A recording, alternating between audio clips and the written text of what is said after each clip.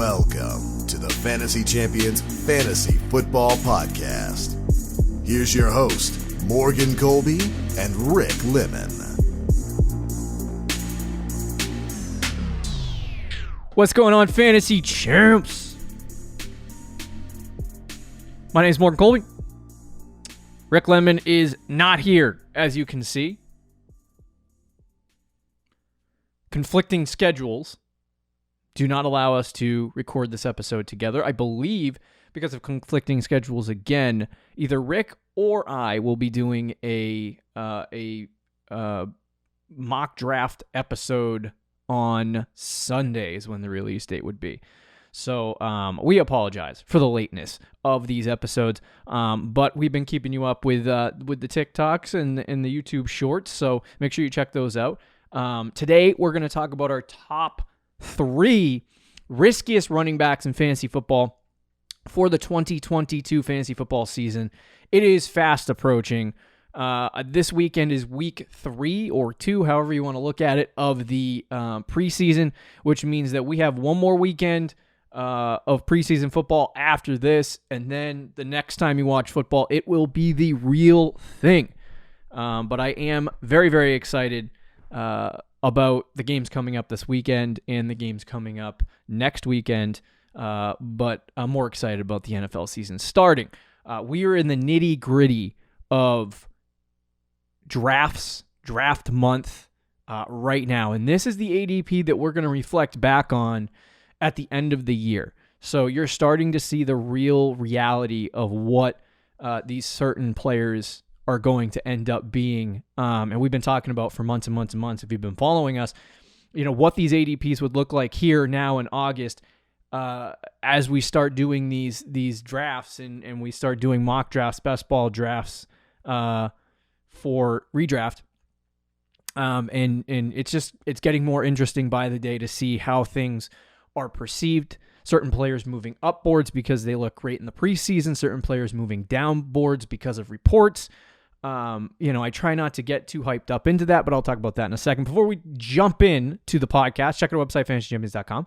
Follow us on Twitter, Instagram, Facebook, TikTok, on all platforms. Just type the FF Champs in, you'll find us. If you're listening on Apple Podcasts, Spotify, Stitcher, or any other podcasting platforms, please leave a review. It would be much appreciated. It's the best way to support the show. And then share this podcast with your friends. If you're watching on YouTube, subscribe, click the bell for notifications, comment down below any questions you may have, or if you have a running back that you don't have a ton of shares of, that you don't have a lot of opportunity, or you don't have not opportunity, you don't have a lot of roster percentage of a particular player. So leave that in the comments. We are going to jump into the top riskiest running backs right now. And I think I talked about this on the last show with Rick, where, the riskiest running back position is always, not the riskiest running back position, the riskiest players to draft this series of shows that we're doing. It isn't really related to busts, because I think that any player can be had at a certain ADP. If there's a player that's getting drafted way too high, then obviously that makes their ADP bad, and it's not going to be a guy that I end up drafting a lot. I don't have a lot of Leonard Fournette for that reason. So it's not that Leonard Fournette's going to have a bad year. He's going to be a bad player. He's not on this list, by the way. But it's definitely a person who, I wouldn't be drafting at his ADP. But everyone is draftable, even the players that you don't like DK Metcalf, for example. He's a player that you can draft, in the 6th, 7th round and be totally comfortable with that. If he jumped up into the 4th round, I would be a little bit more like, okay. So every player, despite the opinions that people have of them, is draftable. Just outright saying, I'm not going to draft this guy is how you end up in situations where you don't win. You don't have league winners and different stuff like that. So I think measuring the value of a player is more important than just outright saying a player is a bust or not bust. A lot of people talk about their bust shows and a player is going to be a bust, and we used to do that in the past too. But I think it's safer to be honest with certain situations and be like, everyone is worth drafting at the right price. And these guys, they might be good draft picks, they might be bad draft picks at the end of the year, but they are the riskiest players. They could be guys that have the highest reward possible if they smash, but they have the most risk attached to them, which essentially means that they have a better chance of failing than they do succeeding. And so that's what we're going to talk about on today's show, is the top riskiest running backs in fantasy football for 2022. Let's jump in with our number one guy. And I don't know if Rick agrees with any of these. I didn't really share them with him. So if you're listening, Rick, too bad. So the first guy is James Conner. And I know. James Conner just came off a great season. He finished as a top 5 running back in PPR. You see Chase Edmonds leave, right? And they didn't really replace Chase Edmonds with anyone. They have Eno Benjamin there. They have Darrell Williams, who they brought in. So it's like there's not really anybody there that's going to compete fully for the opportunities that James Conner, that he's basically going to inherit. So I think a lot of people are looking at James Conner as a potential breakout kind of, not breakout because he's already been good and he was a top 5 running back last year, but a potential top running back that you can get in the beginning of the 3rd round and not a horrible investment. And I've been going back and forth all offseason on James Conner, and I don't like his ADP. Like, if he was a 4th or 5th round pick, I'd be more on board with his value. But right now, it takes a late 2nd, early 3rd round pick in some PPR leagues to get James Conner. And there's some situations that you have to look at. I think, just jumping into the analytics and the statistics from last season, there's one massive statistic that stands out. 752 rushing yards. 375 receiving yards. So basically 1,100 all-purpose yards, 110 fantasy points right there. He had 37 receptions, which pads the stats in a half PPR format. That's about 16 to 17 fantasy points. Don't judge me for my math. So like in those contexts, you have, 126 fantasy points right there just on last season. Those 126 fantasy points are just yards, receptions, receiving yards. If you look at that, and early in the offseason, we put together a statistical list with all of the numbers and all of the stats that players end up accumulating and try to take away touchdowns and try to take away receiving yards to see where a player scored their fantasy points in fantasy football, right? If you have rushing yards, receiving yards, and receptions, and you put those all together and you get 126 fantasy points, that's not great. There was a game last year where I think Christian McCaffrey scored 30 plus in PPR, and didn't score a single touchdown. So, James Conner didn't get his fantasy points from rushing yards, receptions, and receiving yards. He got it from total touchdowns, where he nailed 18 into the end zone. I think that, to me, a football team with a quarterback that likes to rush the ball and a team that they're good, but they're trying to get some different guys involved is going to, the belief that James Conner is going to go out and repeat an 18 touchdown season is a little bit far-fetched for me. And even if you believe that he's going to, because he did have 230 touches, if you believe that James Conner is going to get 230 touches again, then I don't think that's horrible. Because if he scores 6-7 touchdowns, then it's all right. But I think the massive risk here that you see with James Conner is twofold. It's one, he carries a lot of injury risk. His career has been plagued by injuries. And I don't like I make fantasy football decisions about injuries if they're based in the preseason. A guy I've really liked drafting lately, late in drafts, is Mecole Hardman. You never know which Melcole, I don't even know how to say it. But Hardman has been late in drafts. He's the 3rd wide receiver on the Kansas City Chiefs. And there's a chance that somebody ascends into a high-level role there, and I like taking shots in the later rounds. I don't think that was a bad pick. And it's still probably not a bad pick, but he did get injured the other day, and I slowed down drafting him because of that. So, watching injuries in the preseason and in training camp is important because they do affect the player as the season, wears on. So, if you end up with hamstring injuries and stuff like that, those linger and they affect the player's performance during the season. They're practicing every day.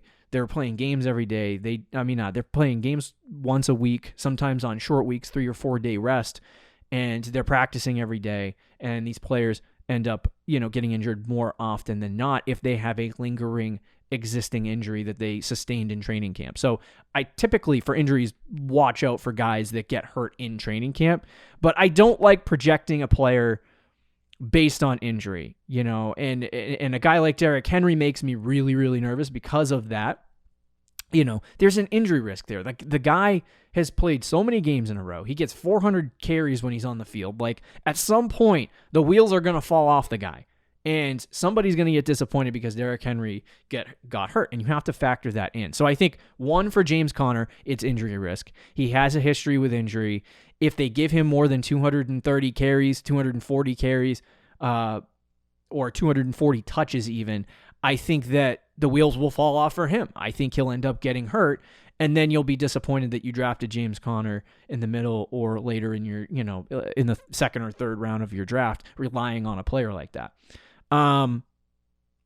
And then I think that there's a massive regression projection here at the touchdown position because I don't think he's going to get an increase in rushing attempts or receptions or yardage and receiving yardage. Like, I don't think he's going to get an increase in all of those. If he has a decent season, then there's a good projection that you could say that he ends up with, 1,000, 1,100, 1,200 receiving yards. Rushing and receiving yards together, all-purpose yards. And if he does that and he scores 5 touchdowns, he ends up being a running back that gets 160, 170 fantasy points, which is not horrible. But I think it's a disappointment for your expectations that are set for James Conner. So I think there's going to be massive touchdown regression, which is going to hurt his production. And then the final thing is strength of schedule. Right now, James Conner, currently going at ADP of, I don't have the ADP in front of me, but his strength of schedule on Fantasy Pros is rated as a 2.8 on, I believe it is a top 5 worst schedule according to PFF. So for a guy like James Conner, who people anticipate they want him to have a better season this year, I don't think the small amount of opportunity that he would garner from Chase Edmonds leaving affects anything. I think he decreases in the touchdown total significantly, and I think he ends up burning a lot of people. That would be my projection for him, but I think those are all the risks you carry, right? And I think if, you get into the regular season, he ends up playing really well, there's a chance, that he could be good, but right now at his ADP, he's an extremely risky pick, and if you're adding James Conner to your roster, I would be a little bit concerned going into the regular season. Number 2 on the list is Josh Jacobs. And, it's a little less of a risky pick, at his ADP currently. He's going off the board at pick 72. So it's not like it's a horribly bad, draft selection where you're like getting killed. Last year, RB12, had a decent season. Obviously, the offensive system's changed. Right now on Fantasy Pros, he's ranked as the running back 24. So I think the ADP doesn't really, to me, it doesn't really garner a lot of worry. Like, especially if you really on Sleeper, Josh Jacobs' ADP is 48. So, in best ball leagues, obviously farther down the board at 72, that's much more like it. Like, if that's where we end up in 2 weeks, I'll be happy with Josh Jacobs at 72. Right now on Sleeper, if you're doing a draft in a PPR or a half PPR league, he is pick 48 right now, which is basically a 4th round pick. And if you're investing a 4th round pick on a player, I'd rather do it on Cam Akers if he's available, or Travis Etienne if he's available, I'd rather not touch Josh Jacobs at that 4th round ADP. So if you're picking at the turn at the end of, the 4th round, that would be a guy that I would target. That wouldn't be a guy I would target. I would target the younger, more talented running backs, especially if you have to wait 18 picks for your next selection. So back to Josh Jacobs' main conversation though. What makes him specifically risky? The offensive system changing, to me, makes him a little bit more risky of a player. Last year, he had 217 rush attempts, 54 catches, around 1,100 to 1,200, all-purpose yards, 9 touchdowns. So he had a decent year, ended up as the RB12. I don't see his touchdowns increasing, and I also don't see his rushing yards and receiving yards increasing, and which is why you've seen the ADP drop. But I think there's a real chance. Josh Jacobs carries some real risk because of the new coaching system. And, I don't really take anything from the preseason game where Josh Jacobs really didn't play. Like, that wasn't something that I was super duper concerned about. Super duper, that's a stupid phrase, but Josh Jacobs, so that's my thing though, is like Josh McDaniels coming in. It's clear that he wants to use multiple running backs. From what he said, in press conferences and after training camp practices, it sounds like, he likes Jacobs, but Zamir White. He likes Jacobs, but Kenyon Drake. He likes Jacobs, but insert running back here. And so I don't know that Josh Jacobs, who knows? Maybe Josh McDaniels uses him like Damian Harris last year. He becomes a bulldozer, and that's his ADP. He performs at what his ADP is right now. And he scores, a bunch of touchdowns, doesn't get a ton of yardage, doesn't get a ton of receiving yards or rushing yards, but he scores in the end zone because that's how Josh McDaniels runs his system. I think there's a chance of that happening, but Josh McDaniels seemingly loves to get multiple guys involved. And I'm more concerned about the fact that Josh Jacobs is going to lose. I don't think he loses the red zone opportunity. I don't think he loses the rushing opportunity that he had last year. I'm more concerned about the fact that Josh Jacobs is going to most likely lose his pass catching work to one of these younger running backs. And because of that, it's going to carry Josh Jacobs into the abyss of fantasy football. And so, the changing coaching staff makes him a little bit more risky. And then when you look at, the injuries that he has sustained, the last couple years, he's played 13, 15, 15, so he's been on the field, but he's also been a guy known for, having to miss some time. Last year he missed 2 games. The year before he missed 1 game. The year before that he missed 3 games. So, he's been consistent, high-end in PPR, he's been a high-end RB2, low-end RB1 in some instances. He's not a bad running back. But I'm nervous about what Josh McDaniels is going to do, and he hasn't sounded infatuated with Josh Jacobs as training camp has rolled along. So that would make Josh Jacobs number 2 most riskiest running back. If his ADP goes up to 72 in the next couple weeks, like the underdog ADP has him at, I might take that. But obviously, I think he carries some risk, and there's some problems there that you need to associate. The third and the final guy is a guy that I have loved from the beginning. I projected him as a breakout. I love this player. So this is hard for me. And you know what? Because I love him, I'll probably draft him and I'll overdraft him. But it is Antonio Gibson of the Washington Commanders. He's been basically a top 12 running back in fantasy football for the first 2 years of his career. Last year, RB10 in PPR. RB10 in PPR. I think he was RB12 the year prior in PPR. And a lot of people looked at him as, having the potential of having an, elite rushing upside. With the ability of having, a large... last year he touched the ball 258 times through the air, 258 on the ground, 42 through the air. just over 1,300, rushing and receiving yards and 10 touchdowns. So he's been consistent. He's been good. He's put together some really solid seasons. But right now, there's some real concerns about Antonio Gibson. There's a couple of guys in this backfield. Last year, Gibson got basically all the work, right? McKissick got hurt. Gibson got all the work. McKissick is back. They draft Brian Robinson, right? Those two guys, I didn't believe Robinson would be a factor until the stuff I heard from training camp. The stuff I heard out of what's his name's mouth? The head coach. And the stuff that I've been hearing and seeing out of camp is really concerning. And my risk radar for Gibson has risen quite significantly. Now his ADP is not bad. I don't think Antonio Gibson's ADP is all that horrible. Never mind. On Sleeper, it's 46. So he's right around the same vicinity as Josh Jacobs, maybe a little higher. He's 80-something on Underdog. So you just got to keep that in mind in your drafts. But that carries so much risk. And, I'm not interested in Antonio Gibson in the fourth round or higher at this point just because of what I don't like to buy camp hype.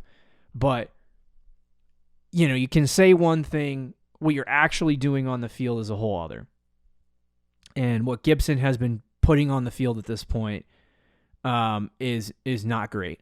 So Antonio Gibson played in the game. He rushed 4 times for 2 yards, adding a 2-yard catch as his only target in a preseason loss to Carolina in the first week of the preseason. He had a hamstring injury, but he has been participating in team drills. And I like I said, you got to watch the hamstring injuries for players and among other injuries. And then Sam Fortier from the Washington Post reported that Antonio Gibson has been practicing with the Commanders' punt team and their third string offense.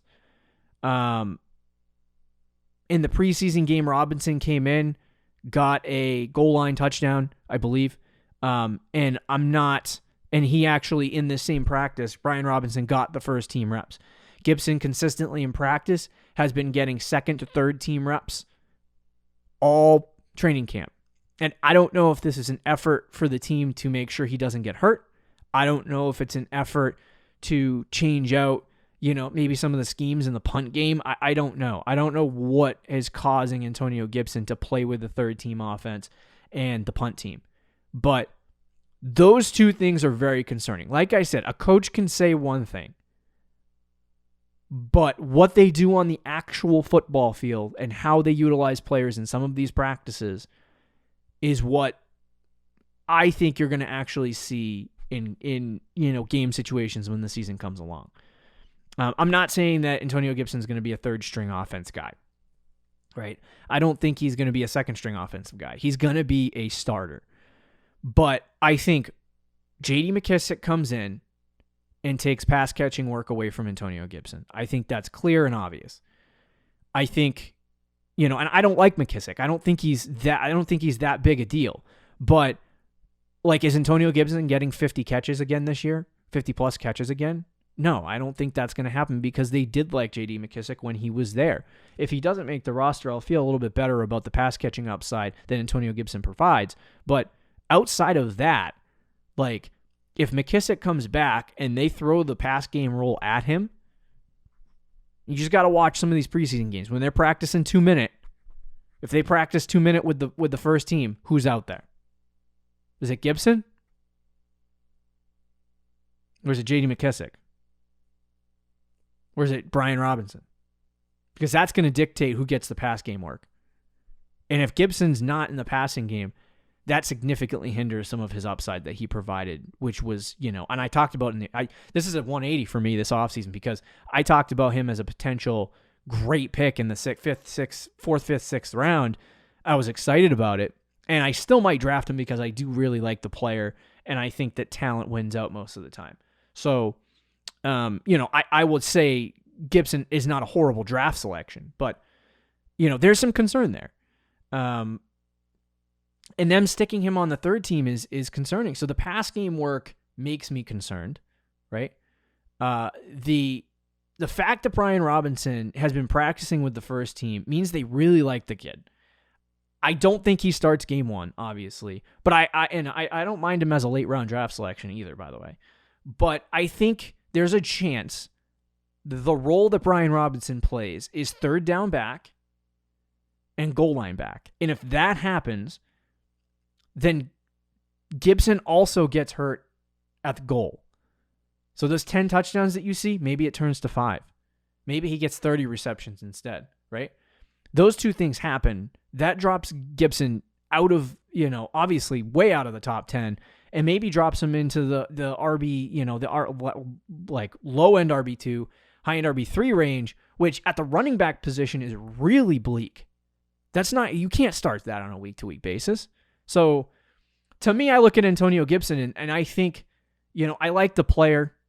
I don't know what the Washington Commanders are doing. I couldn't tell you.